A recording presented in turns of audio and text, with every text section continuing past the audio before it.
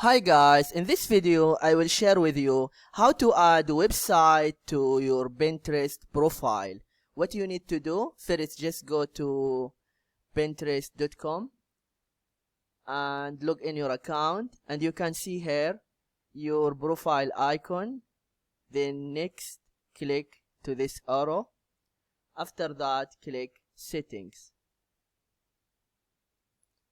and then just scroll down and you see here website.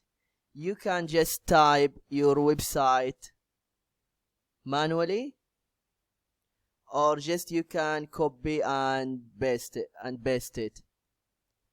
If for example I want to share this website, amazon.com, just go to this site and then copy and then paste it here. After that click save. This is what you need to do if you want to add a website to Pinterest profile.